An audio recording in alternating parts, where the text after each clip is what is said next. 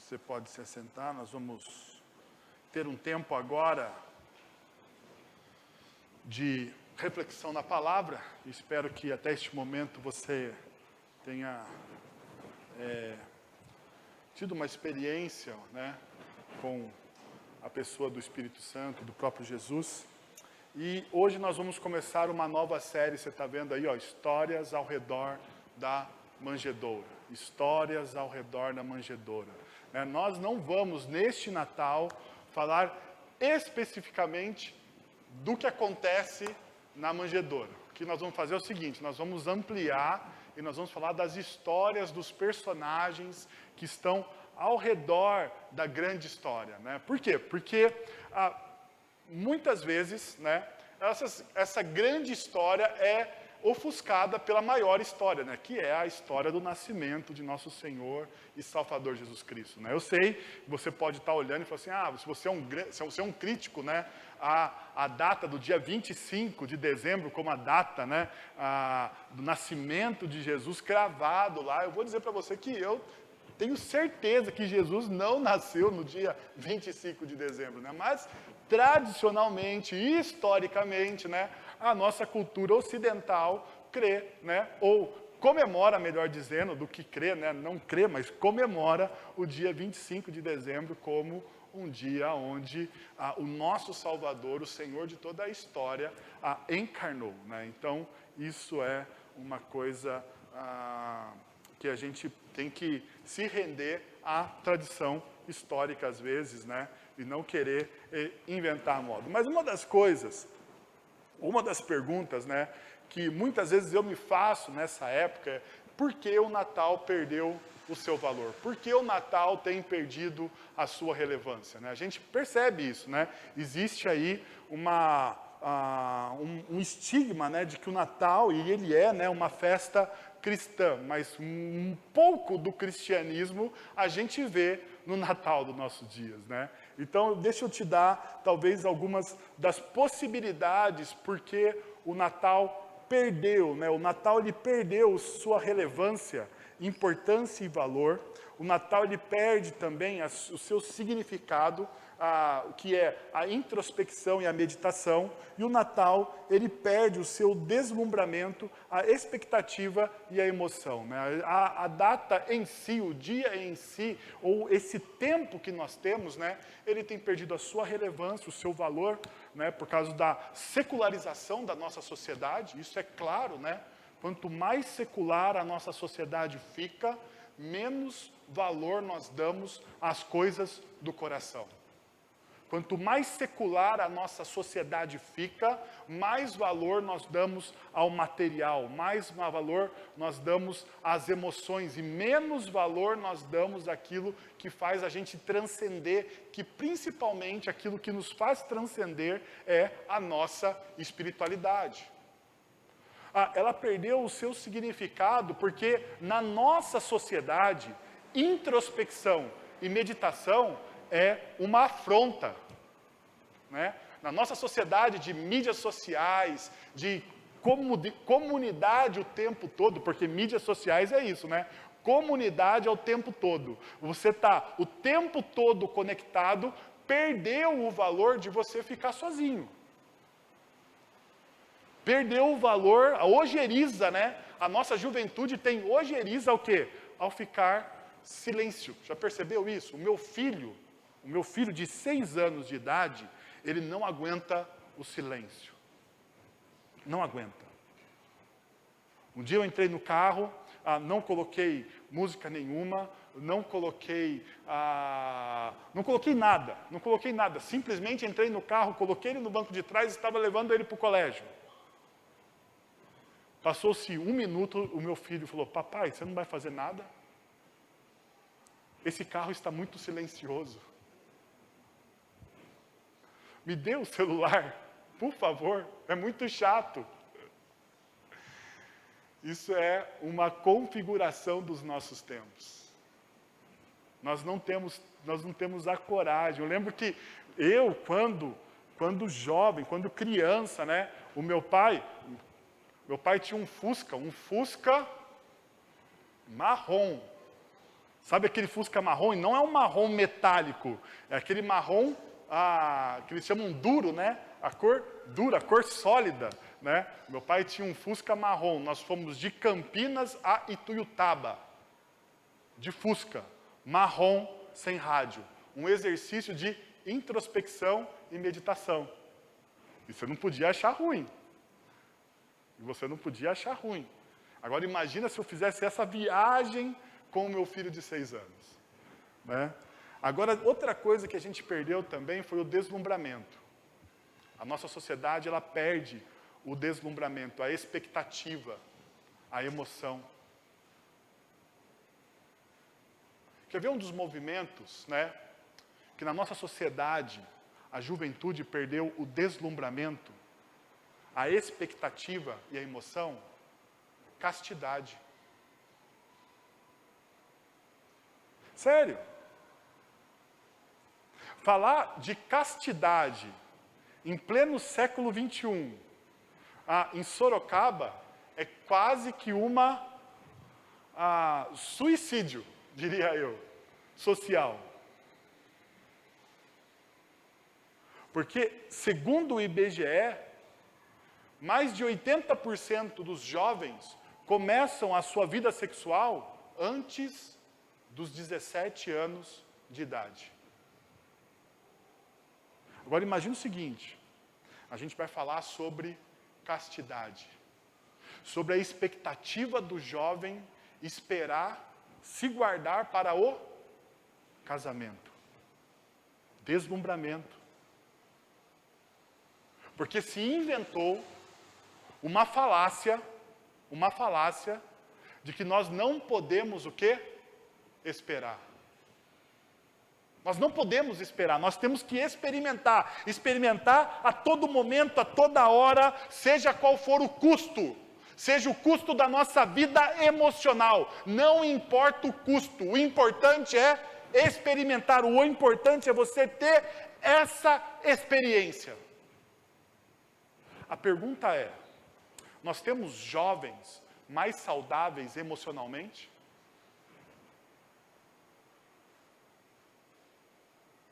Basta você pegar qualquer psicólogo, não precisa ser um psicólogo cristão, e perguntar se existem jovens saudáveis emocionalmente em pleno século XXI, com tanta tecnologia e com tanta experiência afetiva.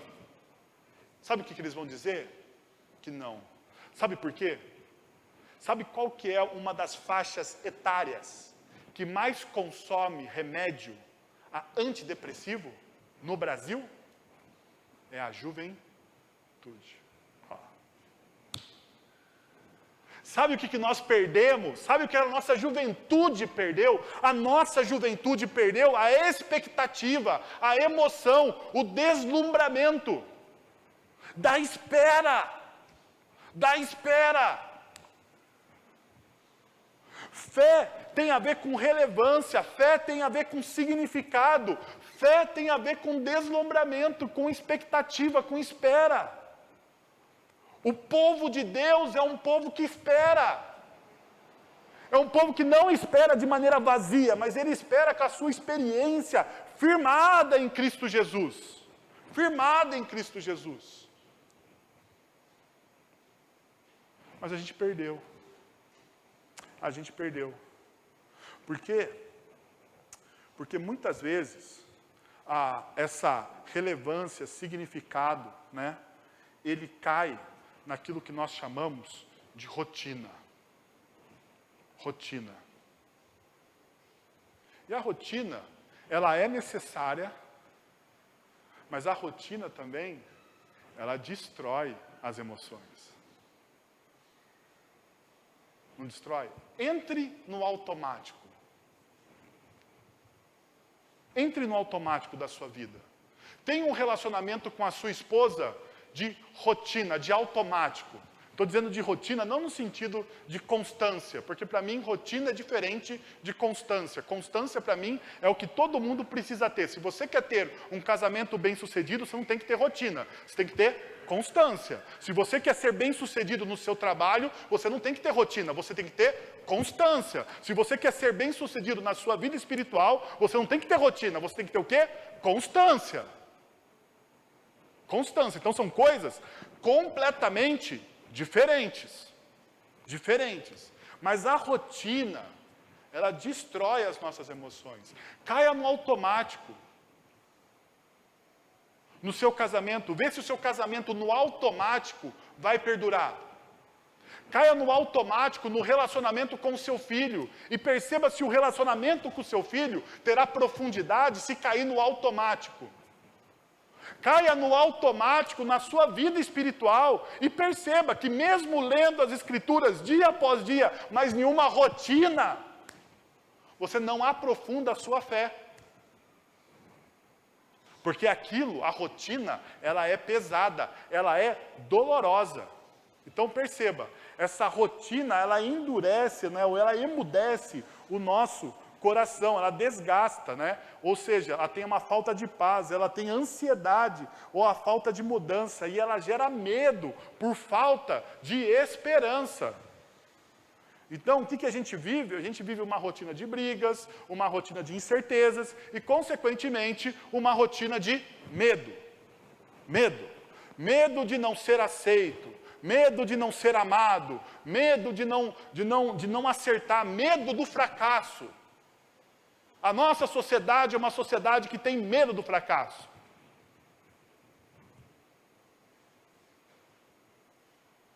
Não é? Bom, a questão, então, passa a ser, como que a gente rompe isso? Como a gente sai dessa rotina de desgaste, ansiedade, de medo?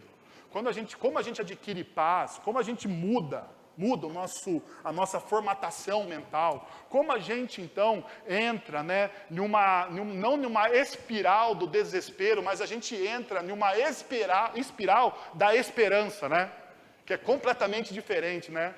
A espiral do desespero nos afunda para baixo, né? Nos leva para a depressão, mas talvez a espiral da esperança que existe no Evangelho de Jesus te leve para cima, te traga felicidade, transformação, renovação, mudança. Mas como a gente faz isso?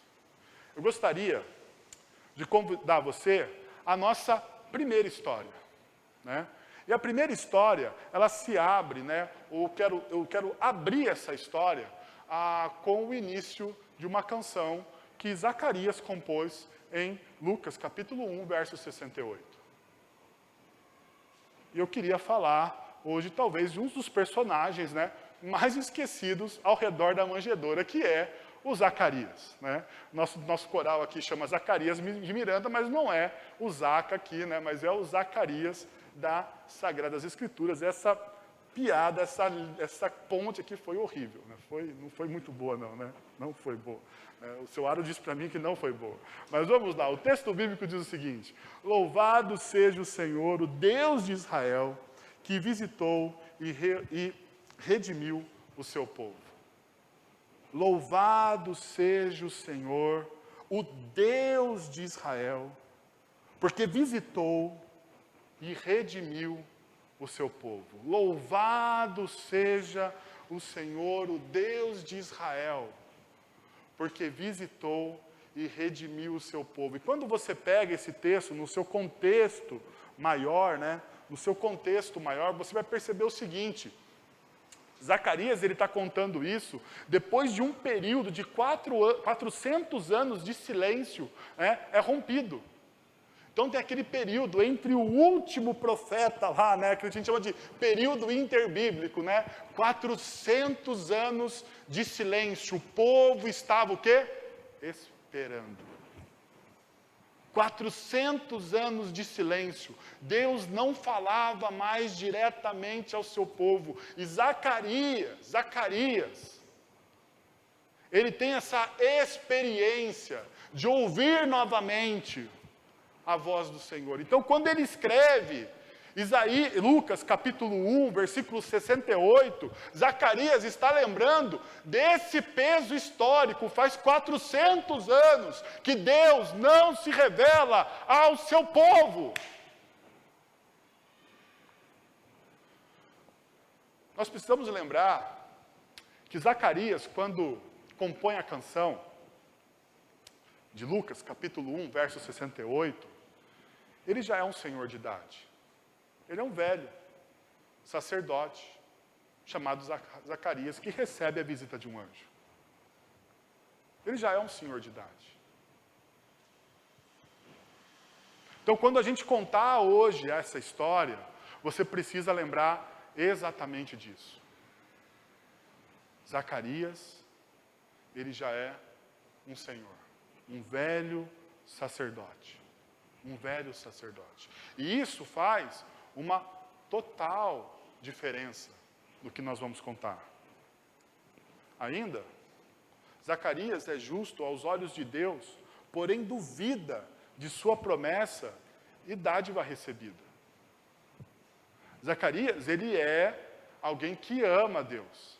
Agora perceba uma coisa, a pessoa que ama Deus, ela também tem no seu coração o quê? Dúvidas.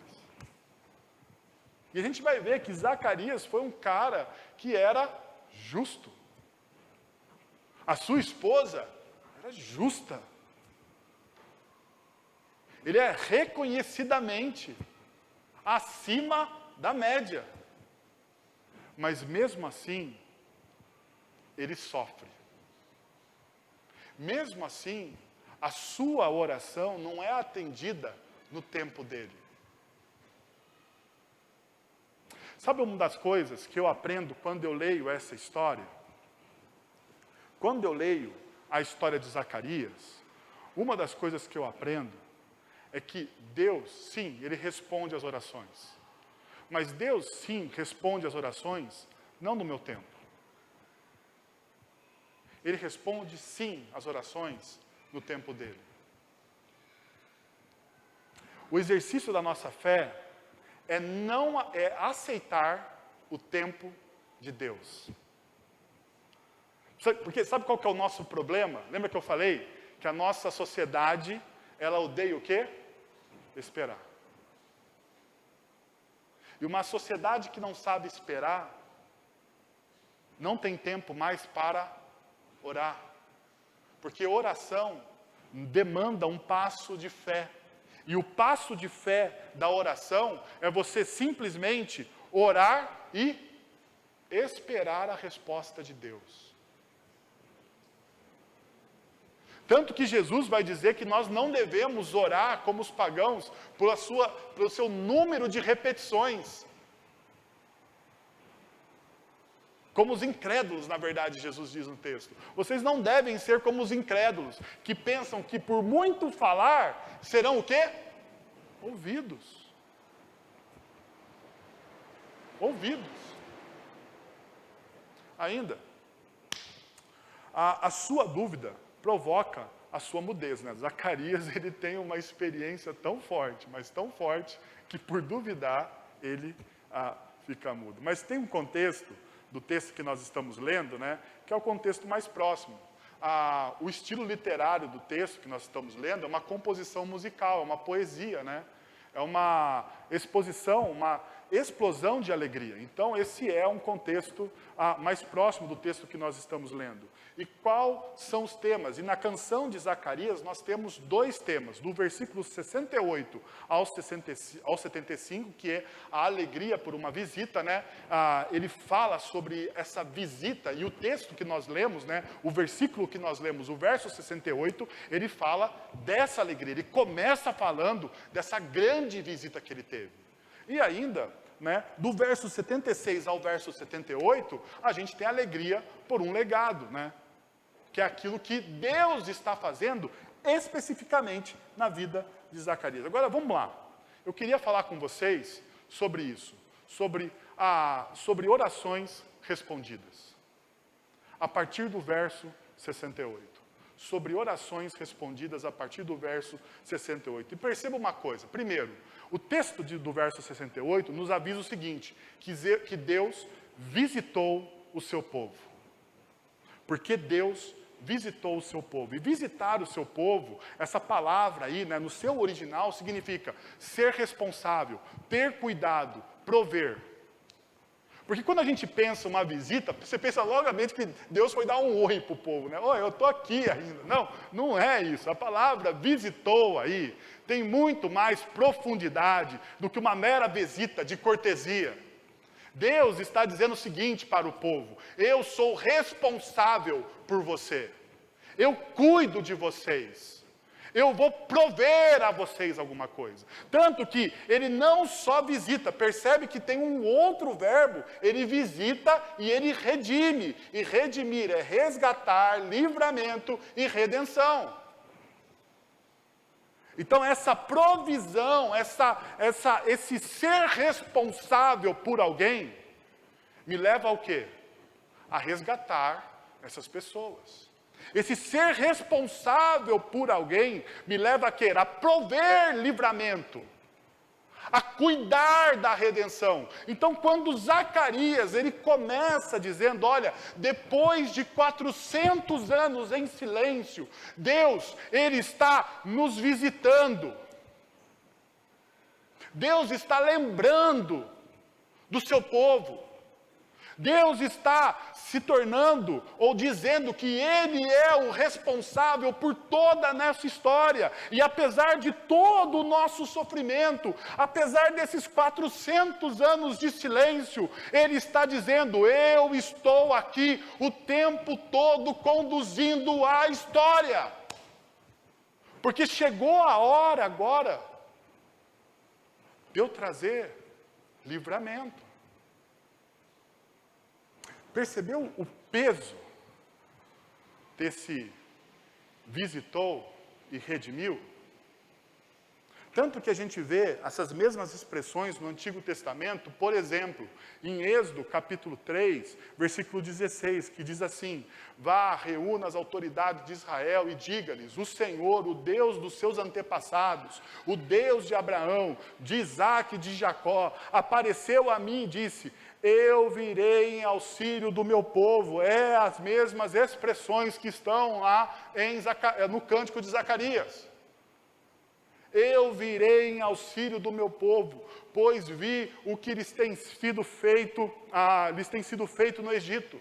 Eu vou resgatar o meu povo, eu vim em auxílio do meu povo, eu sou o responsável pelo meu povo. A mesma expressão você vai encontrar onde? Em Rute, capítulo 1, versículo 6, quando diz, quando Noemi soube que em Moabe, que o Senhor viera em auxílio, em resgate, trazendo redenção para o seu povo. Provavelmente, quando Zacarias compôs o seu cântico, essas experiências do povo de Israel estavam na sua mente. Aqui está uma das coisas mais importantes da fé cristã. Se você quer produzir uma fé com profundidade na sua vida, você precisa ter memória espiritual. Você precisa ter uma memória espiritual afetiva com Deus. E Zacarias, para compor uma música, ele tinha uma memória afetiva e espiritual com o Senhor. O nosso grande problema é que na nossa caminhada, nós não temos essa memória afetiva e espiritual com o Senhor. Aí está a dificuldade de muitos cristãos não conseguirem orar. Porque se oração é um relacionamento, e relacionamento tem a ver com memória afetiva e pessoal, se você não consegue orar, é porque você não tem o quê? A memória afetiva e pessoal das experiências que Deus fez na história do seu povo, da sua família e na sua própria história. Percebeu?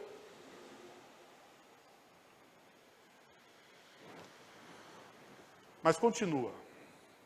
O texto 68, eu queria fazer uma ligação com os versos de 77, 78 e 68. Eu queria fazer uma ligação com os versos 78 e 79, que diz o seguinte: por causa das ternas misericórdias do nosso Deus, pelas quais ele, do alto nos visitara o sol nascente, para brilhar sobre aqueles que estão vivendo nas trevas, à sombra da morte, e guiar nossos pés no caminho da paz. Agora perceba o seguinte: porque visitou e redimiu o seu povo. Está no passado.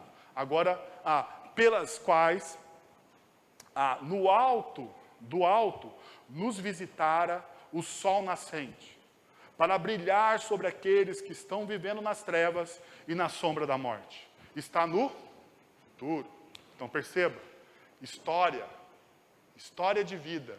Ele olha, porque o Senhor tem visitado na pessoa do anjo, a experiência que eu tive. E ainda Ele vai nos visitar de maneira poderosa. Presente e futuro. Esperança. Esperança. Porque uma experiência com Deus no presente faz com que eu tenha esperança no futuro. É óbvio isso. E isso fica evidente na canção de Isaías. Agora perceba o seguinte, verso 68, adoração. Louvado seja o Senhor, o Deus de Israel. Verso 78, por causa das ternas misericórdias de nosso Deus, graça. Verso 79, consequência. E guia os nossos pés no caminho da paz. Primeiro ele adora, ele reconhece a graça de Deus e ele fala das consequências dessa graça. Eu adoro, eu dou graças e eu falo das consequências dessa graça. Se você pega João capítulo 6, verso 11, ou Marcos capítulo 6, verso 40 e 41, você vai ter a multiplicação dos pães e dos peixes. E na multiplicação de pães e peixes, Jesus ele faz uma coisa. Tanto em Marcos quanto em João, ele olha para os céus, adoração. Ele dá graças, gratidão. E ele faz o quê? Distribui os pães e peixes. Consequência. Perceberam a jogada de uma vida espiritual? De uma oração que é respondida? Existe adoração por quem Deus é na história.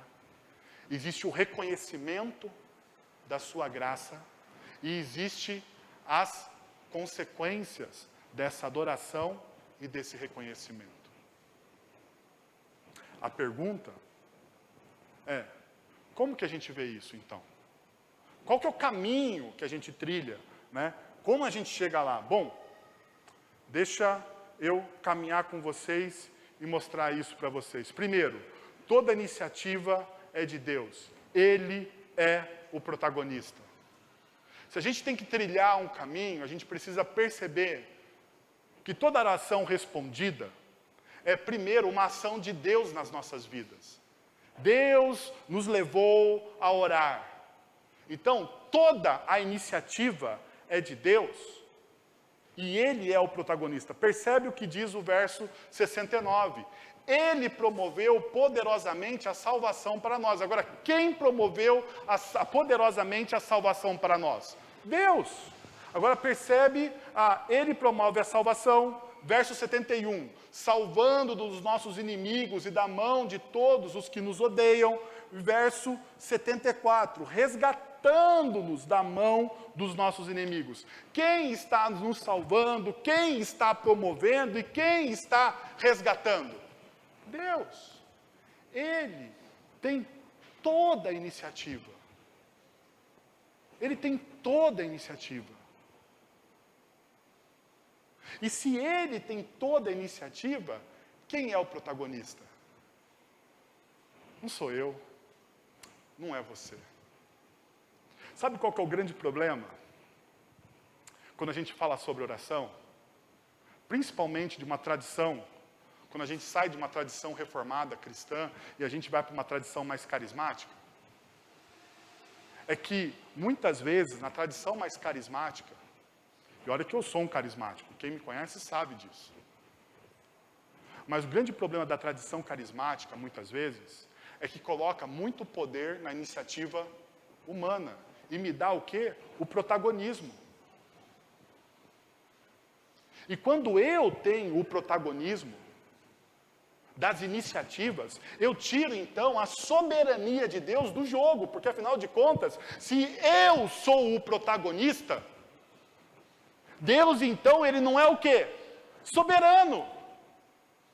E daí a gente distorce, né? Toda a nossa expectativa a respeito da espiritualidade. E a gente, ao invés de viver uma espiritualidade sadia, a gente vive uma espiritualidade esquizofrênica.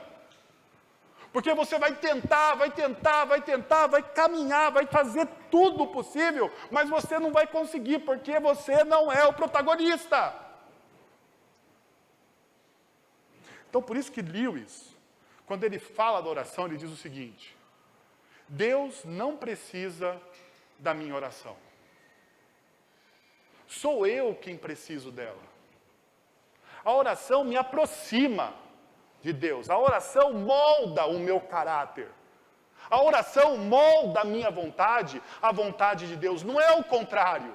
Porque muitas vezes, numa tradição carismática, a gente acha que nós vamos orar e Deus vai fazer do nosso jeito. É muito interessante que tem um livro do Lewis chamado Cartas do Diabo ao Seu Aprendiz. Na carta 3, eu recomendo que você leia. É uma ficção, mas é muito legal, é muito legal. Na carta 3, Lewis está falando sobre a estratégia do inimigo para manter a gente,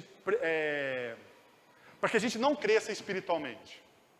E uma das coisas que Lewis fala em Cartas do Diabo ao Seu Aprendiz sobre a estratégia do inimigo, para que nós não cresçamos espiritualmente, é sobre a oração ideativa, a oração idealizada. Sabe o que é a oração idealizada? É quando você ora projetando o seu futuro, aquilo que você deseja.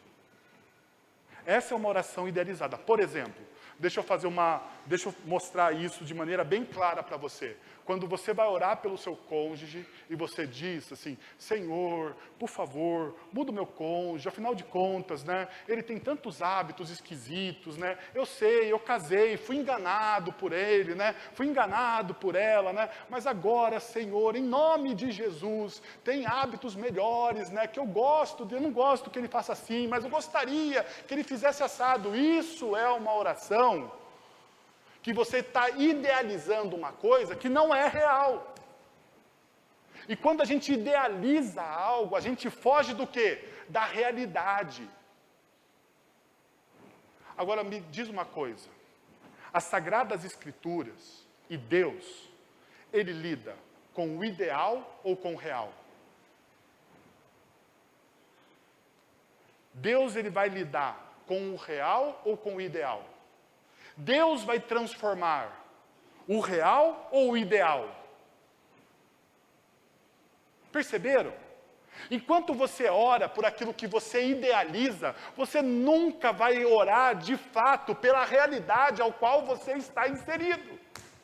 Então, por isso que Lewis está dizendo exatamente isso aqui. Olha, a minha oração não é uma oração idealizada, mas a minha oração, ela se aproxima, ela faz com que eu me aproxime de Deus.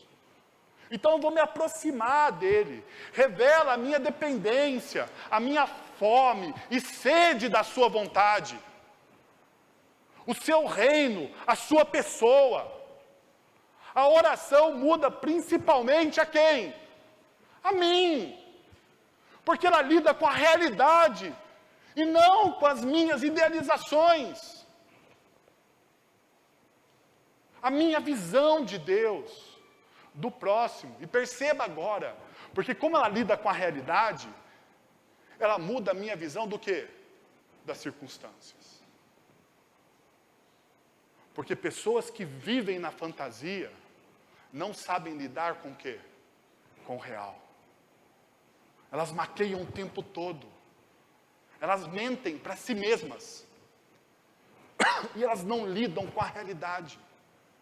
Então perceba como isso é importante quando você sai desse protagonismo. E perceba então, ele promoveu poderosa salvação. Ele promoveu poderosa salvação da opressão política, ele promove poderosa salvação da opressão religiosa, da opressão emocional. É aquilo que Deus faz na nossa história. Agora, uma outra coisa. Segundo, esse Deus que é louvado, que nos visita e nos redime, ele é fiel, apesar da fragilidade da nossa fé. Deus, ele é fiel, apesar da fragilidade da minha fé. Ou da sua fé. Deus, ele não é fiel a você porque você tem fé. Deus, ele é fiel. Deixa eu te dizer uma coisa, né? Porque a gente acha que Deus é fiel porque eu tenho fé. Daí, você sabe o que você faz? Você franze a sua testa, você fecha os seus olhos e você faz o quê? Eu quero ter fé. Só que isso cansa, né? Viver com a vida, com os olhos fechados e firmes, dizendo que tem fé, cansa. Cansa. Então, Deus, ele é fiel a você, porque Ele quis ser fiel a você. Louvado seja o Senhor. Ele quis ser fiel a você. Ele, na sua soberania, na sua graça, na sua misericórdia, no seu amor infindável, Ele decidiu amar você, e Ele decidiu se manter fiel a você, apesar da sua fragilidade. E Deus precisa ser louvado por isso. E é por isso que Zacarias diz, louvado seja o Senhor por isso. Porque Ele me visita, porque Ele redime o seu povo. Porque Ele se mantém fiel, apesar da minha fragilidade. A pergunta é, como Deus trabalha? A gente precisa sempre entender isso. Deus, ele trabalha de duas formas. Deus trabalha no macro, na esfera macro. Deus trabalha na esfera da grande história. E Deus também trabalha na esfera micro, na esfera da minha história. Mas perceba uma coisa, Deus vai usar a minha história para influenciar o quê? O macro. Então Deus vai pegar a sua história, que é micro, pessoal, importante, porque Deus ama cada detalhe da minha e da sua história. Deus ama cada detalhe da minha e da sua história. Então Ele vai amar você em cada detalhe da sua história para influenciar onde? No macro, na grande história. E é o que Ele faz com Zacarias. E a gente vai ver isso agora. Agora perceba. Primeiro, uma constatação, versos de 5 a 6 de Lucas capítulo 1. Um sacerdote chamado Zacarias, sua mulher era das filhas de Arão e se chamava Isabel.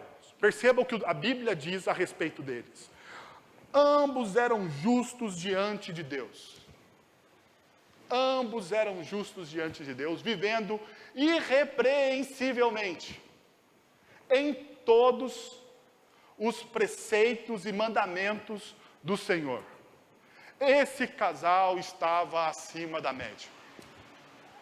Olha o que a palavra de Deus, não sou eu que estou dizendo. Quem está dando testemunho desse casal é a própria palavra. É o Espírito Santo usando ali pela boca de Lucas, nos dando o quê? Esse testemunho desse casal. Quem era Zacarias e Isabel? Era um casal irrepreensível. Irrepreensível. Eles eram justos diante de Deus. Eles eram irrepreensíveis em todos os preceitos da lei. Já percebeu? Que coisa fantástica esse casal. Agora a pergunta. Esse casal, por ser irrepreensível, eles tinham tudo o que queriam diante de Deus? Eles tinham tudo o que eles queriam? Porque muitas vezes a gente pensa exatamente assim, né? Se eu for irrepreensível diante do Senhor, Deus vai abrir dos céus o quê? As comportas e vai me abençoar de maneira irrestrita. Mas isso é verdade? Não. Não. Porque eles não tinham filhos. Uma situação irreversível. Não tinham filhos. Porque Isabel era estéril, sendo eles avançados em idade. Pensa uma coisa comigo. Pessoas fiéis, Zacarias e Isabel, casaram-se. Se você não sabe, na cultura do primeiro século da era cristã, se casar, né, casar-se, dar-se em casamento, era por volta aí do, no máximo, 20 e poucos anos. No máximo, estourando. Né? As mulheres casavam na idade de adolescentes. Né? Alguns estudiosos dizem que Maria, né, a mãe de Jesus, a gente vai ver isso mais para frente na nossa série, ela fica grávida entre 15 a 17 anos. Então você percebe o seguinte, Isabel casou-se jovem, guardou todas as suas expectativas. Zacarias, um homem separado entre os seus, ele era separado, ele era um sacerdote, ele servia e amava a Deus, ele dedicou a vida dele a servir e a amar a Deus. Quanto tempo esse casal orou por filhos?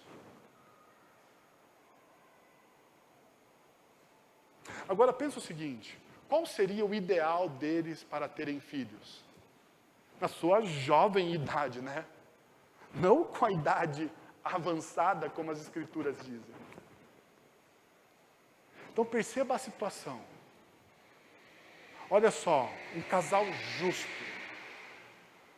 mas que tem uma situação que, para a época, irreversível.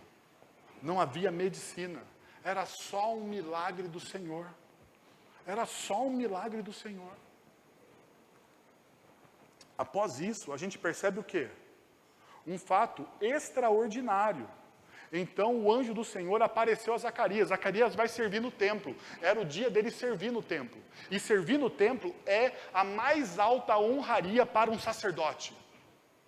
Então era o dia dele, o grande dia dele, o melhor dia dele, né? Porque é o dia que ele vai entrar no Santo dos Santos e vai adorar o Senhor de maneira plena. Aquilo era uma coisa assim, uma honraria para a vida toda.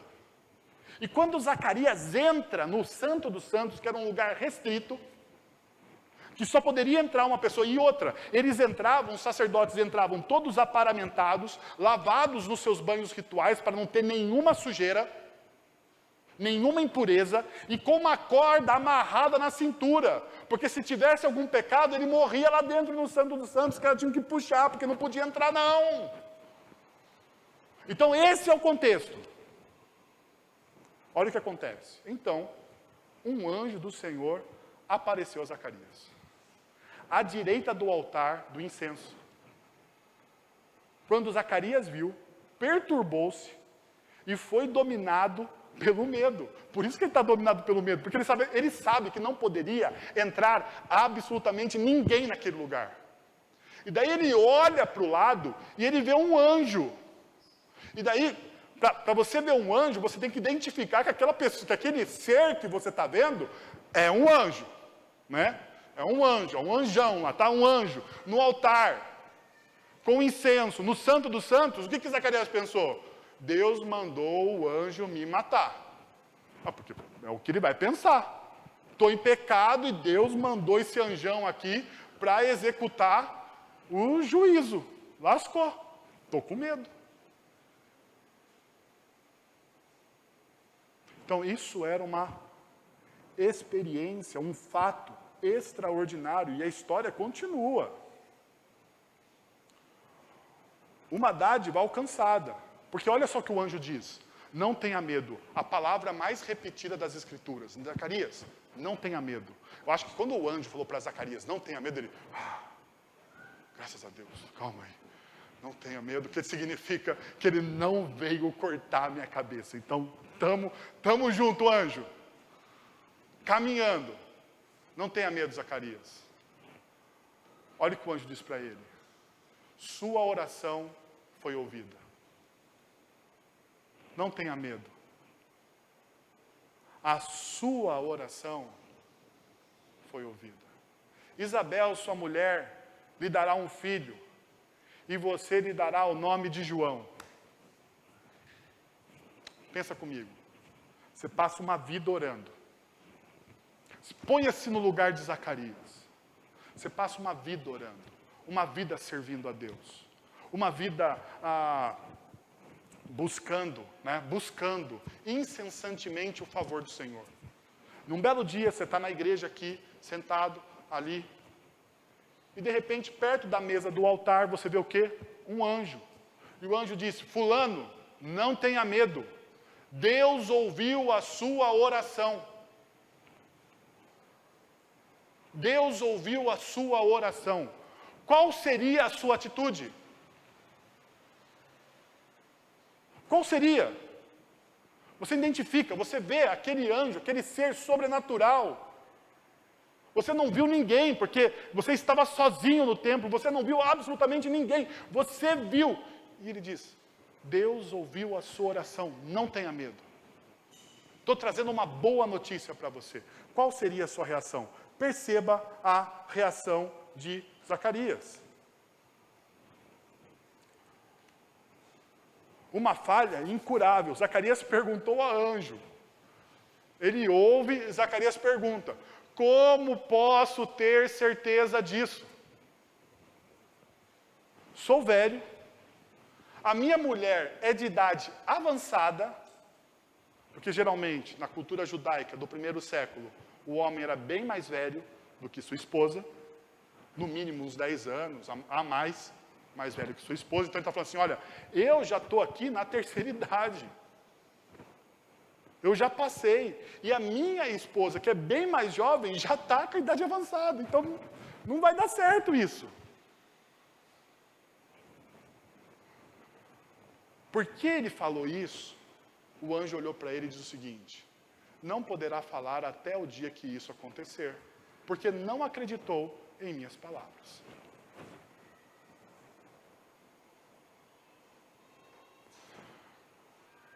Quantas vezes você tem absolutamente certeza de que Deus falou com você? E mesmo você tendo absolutamente certeza de que Deus falou com você, você ainda assim duvida. Porque para mim é esse o cenário deste evento. Zacarias não tinha absolutamente dúvida de que aquele era um anjo e de que o anjo falou com ele, de que Deus ouviu a oração dele. Mas apesar dele ter certeza do que ele estava vendo, ele ainda duvidou. Ele ainda faz uma pergunta que aos olhos humanos e talvez aos nossos olhos, conhecendo a história, falou assim, eu não faria essa pergunta. Não, você faria sim.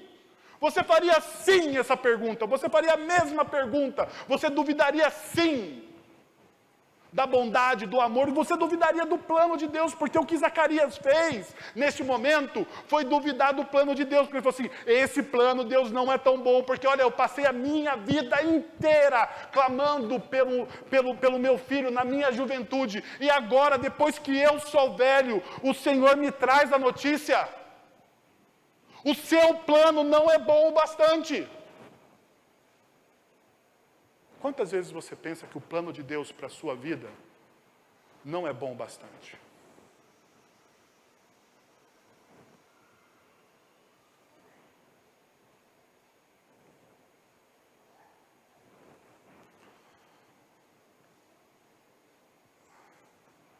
Uma palavra que não volta atrás.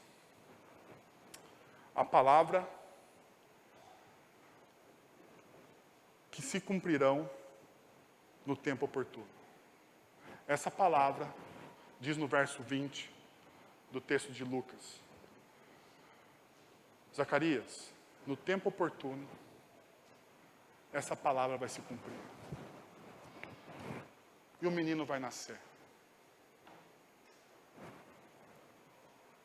Pergunta: Deus se furtou de cumprir o seu plano pela falta de fé de Zacarias?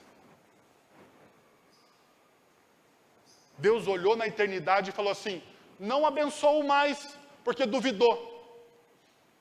Gabriel, sai da cena, deixa ele aí sozinho, não tem filho nenhum. Não tem filho nenhum, porque afinal de contas você duvidou. O Deus, ele foi fiel, apesar da fragilidade da fé de Zacarias. Sabe por quê? Porque a palavra de Deus não volta atrás. Essa é a mensagem do Evangelho. A palavra de Deus na nossa vida, cada promessa de Deus na minha e na sua vida, ela vai se cumprir, porque a palavra de Deus não volta atrás. A palavra de Deus não volta atrás, meu irmão. E eu queria convidar você, então, a 2 movimentos nessa noite. Nesse tempo de Natal, traga relevância para a sua vida, deixando que Deus seja o protagonista da sua história. Deus deixou talvez de ser o protagonista da sua história. Mas talvez hoje seja um tempo, esse Natal, esse momento que a gente está entrando agora, né? Meio que atordoado por essa pandemia que a gente está vivendo. Talvez seja um tempo de você parar e deixar Deus ser o protagonista da sua vida. Segundo, nesse tempo de Natal, dê significado e deslumbramento, reorientando o seu coração a uma firme, não firma, mas uma firme dependência da graça de Deus. Neste Natal, traga significado e relevância, traga significado e deslumbramento, reorientando o seu coração a uma firme dependência de Deus, lembrando que Ele é fiel, apesar da sua infidelidade. Se entregue a este Deus fiel, faça um movimento, permita que esse Deus que é fiel, entre, renove a sua vida.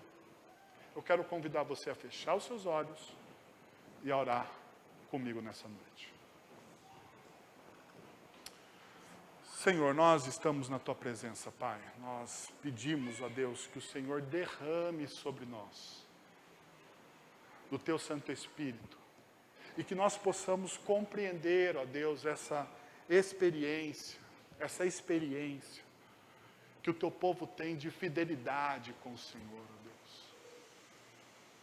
Essa experiência que nós temos, ó Deus, reconhecendo que nós não somos os protagonistas, que é o Senhor, ó Deus, na história maior, está trabalhando no micro na minha vida, mas também no macro de toda a história, ao mesmo tempo, renovando, moldando, transformando, me usando, Pai. E eu sei que muitas vezes, ó Deus, o nosso desejo é o desejo do protagonismo, mas nós, nesta noite, queremos confessar ao Senhor este desejo e pedir, ó Pai, que o Teu Santo Espírito não permita este desejo no nosso coração. Ainda, Senhor, nós queremos Te louvar, ó Deus, porque a Tua palavra se mantém fiel, apesar da minha infidelidade. Apesar do meu desejo contrário. Apesar, ó Deus, das minhas dúvidas. Apesar dos meus medos. Apesar dos pesares, ó Deus, o Senhor se mantém fiel, amando de maneira firme o Teu povo, segurando pela mão. E nós então queremos Te louvar, ó Deus. Te louvar por isso. É em nome de Jesus que nós oramos. Amém.